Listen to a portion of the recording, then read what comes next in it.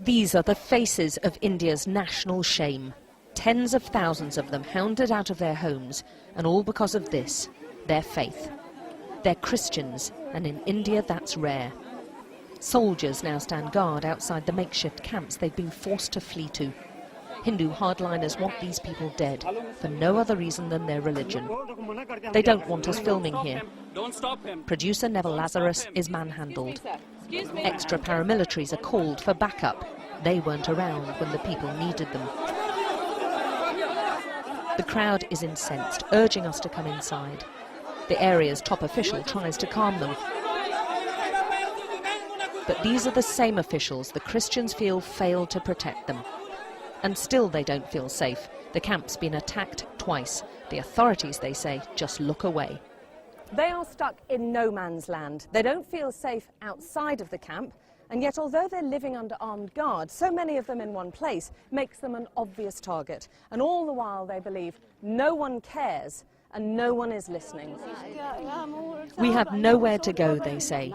Then one woman cries out for help, help from the international community. All our homes have been destroyed, she says, and the government's just not helping us. Please, can someone help? Their stories are shocking. This woman watched as the Hindu gangs burned her brother alive. Even a nun was gang raped and paraded naked in public. We take Maniyar back to his village for the first time since the attacks, past the church where he used to worship. Hundreds of others have also been destroyed. The killing of a Hindu leader sparked this orgy of violence. Christians were blamed, and Hindu gangs went on the rampage, destroying village after village, house after house. 50,000 Christians have been left homeless.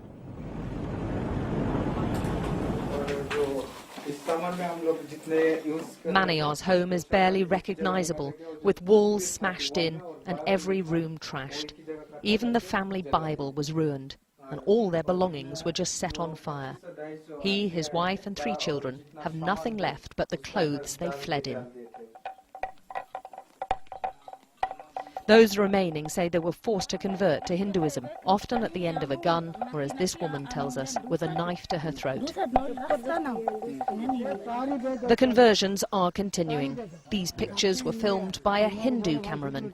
The Christians renouncing their religion each have a tikka mark placed on their forehead to signify the change in their status. There's also ceremonial burning of Bibles, hymn sheets and Christian booklets. These Christians insist their conversions are all voluntary, but they know now they won't be targeted. Now, if you want to stay safe in Orissa, you fly a saffron flag. It's the Hindu colour, the sign which says you're not Christian, and the mobs will then pass by and not attack. Displays of Christian faith are simply not tolerated anymore. It's mostly done in secret. Orissa's slowly being ethnically cleansed of its Christian minority. They were looking for me to beat or probably to kill me. That's why I was afraid. I could not live there. In the refuge camps, the tales of cruelty wrought on them is staggering. This woman saw one of her grandchildren, who was paralysed, doused with petrol and set alight.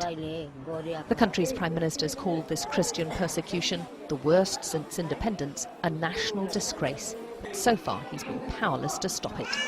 Alex Crawford, Sky News, Orissa.